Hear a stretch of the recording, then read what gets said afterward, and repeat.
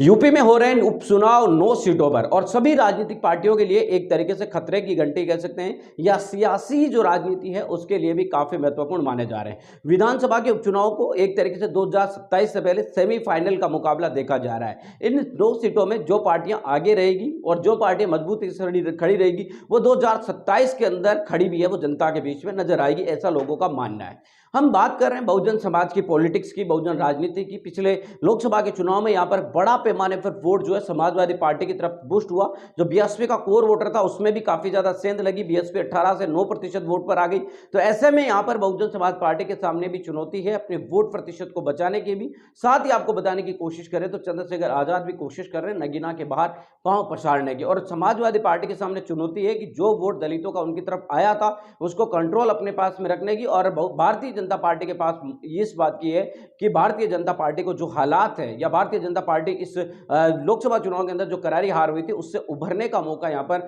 मिल सकता है। कुल मिलाकर बात साफ निकल कर आ रही है कि ये उपचुनाव Bahujan Samaj party, Samajwadi party, Bharatiya Janata party और आजाद समाज पार्टी सभी राजनीतिक पार्टियों के लिए काफी ज्यादा महत्वपूर्ण है। लेकिन खास तौर से बहुजन समाज पार्टी और आजाद समाज पार्टी के लिए इसलिए भी महत्वपूर्ण हो जाते हैं कि बहुजन समाज पार्टी अपने अस्तित्व की लड़ाई लड़ रही है, बहुजन समाज पार्टी अपने वोट बैंक को बचाने की लड़ाई लड़ रही है, उसी समय आजाद समाज पार्टी अपने वोट बैंक को बनाने की कोशिश में लड़ रही है। तो ऐसे में यह देखना बहुत दिलचस्प होगा कि 9 सीटों पर कितनी सीटें ऐसी है जिनके ऊपर आजाद समाज पार्टी आगे रहती है और कितनी सीटें ऐसी होती है जहां पर बहुजन समाज पार्टी आगे रहती है। अगर अभी तक की अगर बात करें तो ऐसा नजर आता है कि 3-4 जो सीटें हैं, 3 सीटों के आसपास है वो आजाद समाज पार्टी अच्छी प्रदर्शन स्थिति के अंदर दिखाई दे रही है, और 2-3 सीटें ऐसी भी है जिनके ऊपर बहुजन समाज पार्टी भी अच्छी स्थिति के अंदर नजर आ रही है। मतलब जीत हार अभी इसके बारे में कुछ भी नहीं कह सकते, परिणाम आपको बता दें कि पक्ष में आएंगे नहीं, लेकिन वोट वहां पर इन लोगों को मिलने की संभावना नजर आ रही है। बहुजन समाज पार्टी को भी कुछ सीटों पर अच्छा वोट मिलने की संभावना है, तो कुछ सीटों पर आजाद समाज पार्टी भी प्रयास है वो कर रही है। अब देखना बहुत दिलचस्प होगा कि इस बार के